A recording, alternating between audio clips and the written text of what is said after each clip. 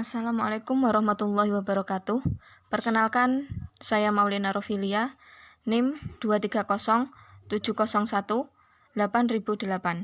Di sini saya akan menjelaskan tentang penelitian saya dengan judul Pengaruh Perkuliahan Online terhadap Motivasi Belajar Mahasiswa Tadris Matematika Kelas A Semester 4 Angkatan 2018 IAIN Salatiga tahun ajaran 2019-2020. Nah, di sini kita langsung saja ke hasil penelitian dan pembahasan. Nah, untuk populasi dan sampel, populasinya saya ambil dari seluruh mahasiswa kelas A semester 4 angkatan 2018 IAIN Salatiga yang terdiri dari 32 mahasiswa yang aktif berkuliah. Kemudian untuk menentukan banyaknya sampel, saya menggunakan rumus Lovin sehingga diperoleh dari 32 populasi diambil 30 sampel dengan taraf signifikansi 5%. Kemudian teknik pengumpulan data, saya menggunakan angket atau kuesioner. Skala yang digunakan dalam pengumpulan data ini adalah skala Likert. Skala Likert menggunakan beberapa butir pertanyaan untuk mengukur perilaku individu dengan memilih salah satu dari 5 pilihan yang tersedia pada butir pernyataan, yaitu sangat setuju, setuju, ragu-ragu, tidak setuju, dan sangat tidak setuju. Kategori respon dalam skala Likert untuk pernyataan favorable adalah sangat setuju 5, setuju itu 4, ragu-ragu 3, tidak setuju 2, dan sangat tidak setuju itu 1. Sedangkan untuk pernyataan unfavorable adalah sangat setuju itu 1, setuju 2, ragu-ragu 3, dan tidak setuju 4, serta sangat tidak setuju itu 5. Kategori respon pada skala Likert mempunyai tingkatan, tapi jarak antar kategori tidak dapat dianggap sama. Sehingga skala Likert adalah kelas skala ordinal. Sehingga kelas skala ordinal tidak dapat digunakan untuk statistika parametrik. Dengan demikian, penelitian ini akan menggunakan uji statistika non-parametrik, yaitu menggunakan uji kecocokan berperingkat Wilcoxon atau Wilcoxon Matched Pair Signed Rank Test. Instrumen penelitian untuk mengumpulkan data terkait motivasi belajar mahasiswa sebelum perkuliahan online atau ketika mahasiswa kuliah offline tatap muka. Di sini ada 12 instrumen pertanyaan untuk kuesioner yang pertama. Kemudian untuk kuesioner yang kedua itu juga terdiri dari 12 pernyataan yang sama juga. Yang ketiga yaitu uji persyaratan instrumen. Untuk uji yang pertama yaitu uji validitas. Uji validitas adalah uji tentang kemampuan suatu kuesioner sehingga dapat benar-benar mengukur apa yang ingin diukur. Sebenarnya untuk uji validitas saya telah menghitung 2 kali. Yang pertama menggunakan uji product moment. Kemudian yang kedua menggunakan uji korelasi Spearman. Nah, keduanya menunjukkan bahwa kedua instrumen kuesioner yang saya buat itu valid. Namun di sini saya hanya menampilkan untuk uji korelasi Spearman.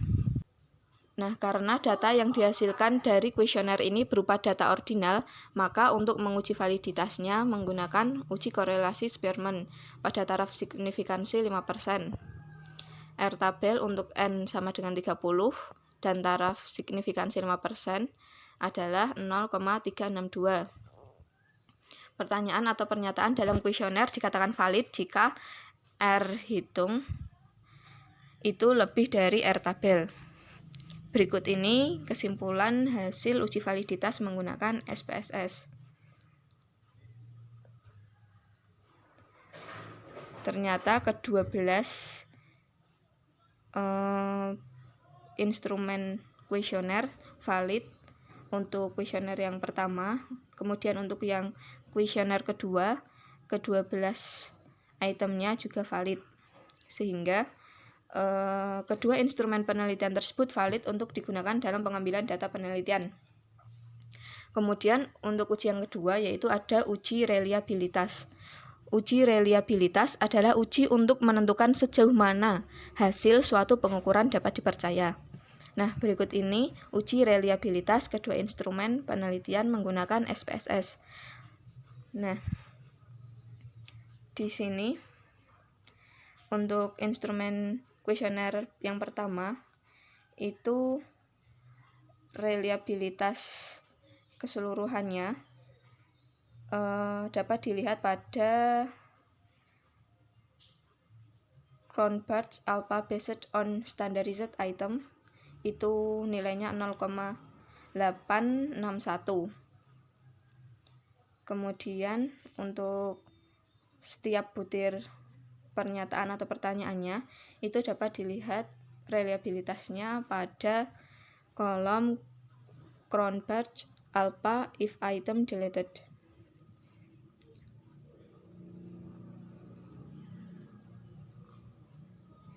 Kemudian untuk nilai reliabilitas yang lebih dari 0,6 itu sudah dianggap reliable. Nah, di sini semuanya baik secara keseluruhan maupun tiap item itu sudah lebih dari 0,6. Sehingga untuk kuesioner yang pertama itu sudah dianggap reliable. Kemudian untuk kuesioner yang kedua juga sama.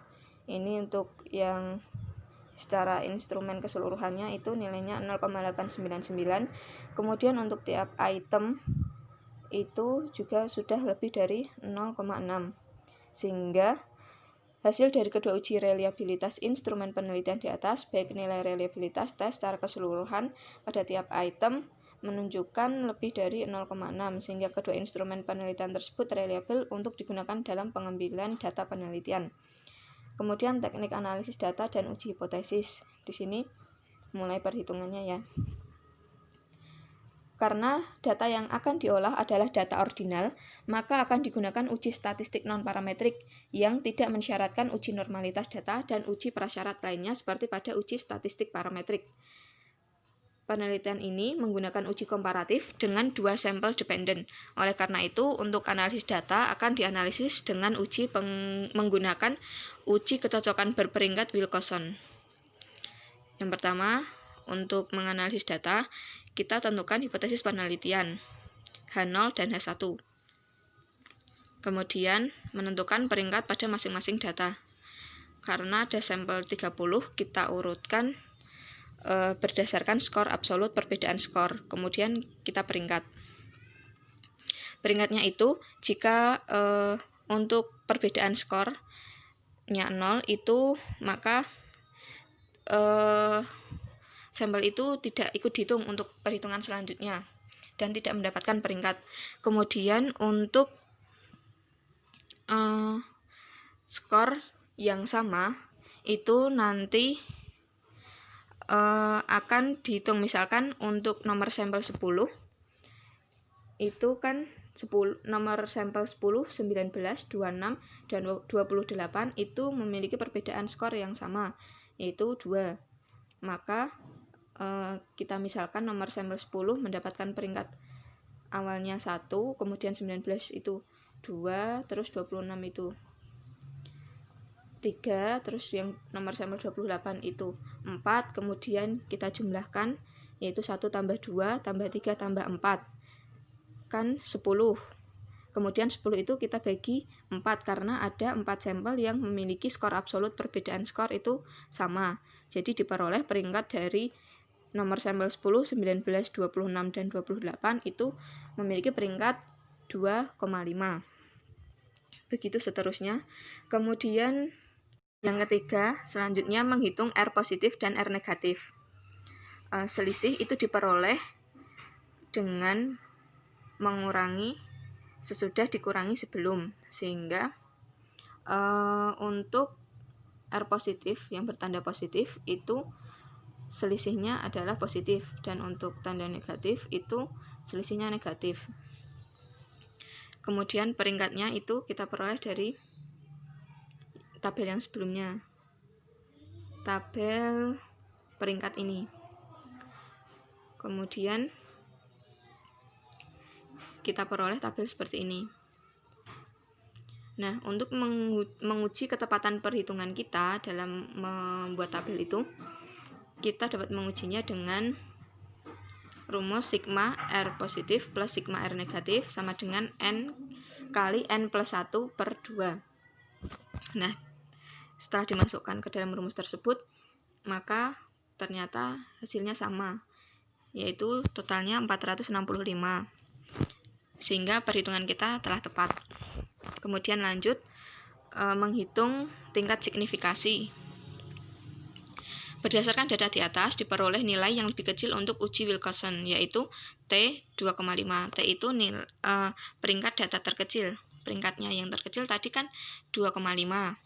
Kemudian rumus pertama yang dapat digunakan untuk menghitung tingkat signifikansi dengan menggunakan uji Z pada sampel besar atau lebih dari sama dengan 25, yaitu Z sama dengan T min N kali N plus 1 per 4 per akar dari N kali N plus 1 kali 2N plus 1 per 24. Nah, kemudian kita masukkan N-nya, itu tadi kan aslinya sampelnya ada 30, tapi berhubung tadi ada yang selisihnya 0, maka hanya yang digunakan itu 29, yang selisih 0 tadi tidak digunakan. Kemudian dimasukkan ke dalam rumus Z, diperoleh nilai Z dengan rumus untuk sampel besar yang pertama, itu Z-nya diperoleh negatif 4,648988251. Kemudian langkah selanjutnya yaitu menentukan Z tabel pada taraf signifikansi 0,05 pada uji hipotesis pihak kiri, yaitu diperoleh Z tabel negatif 1,65. Kemudian kita menarik kesimpulan. Dengan menggunakan uji hipotesis satu pihak kiri pada derajat 5%, diketahui harga Z tabel pada taraf signifikansi 0,05 itu nilainya negatif 1,65. Diperoleh perbandingan bahwa Z hitung kurang dari Z tabel atau negatif 4,648988215 kurang dari negatif 1,65. Maka harga Z di luar dari daerah penerimaan H0. Dengan demikian H0 ditolak dan H1 diterima. Itu berdasarkan uji hipotesis satu pihak kiri. Pihak kiri berarti daerah penolakannya kan berada di sebelah kiri.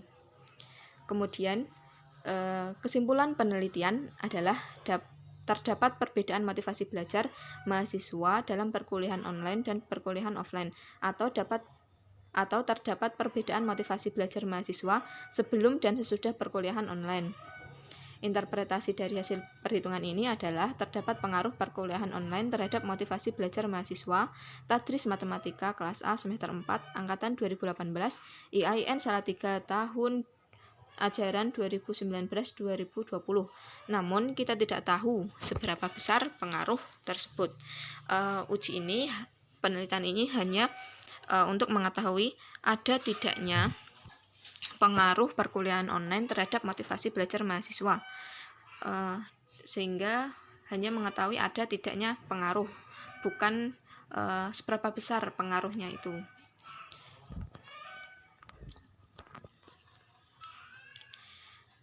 Sekian penjelasan dari saya, kurang lebihnya saya mohon maaf.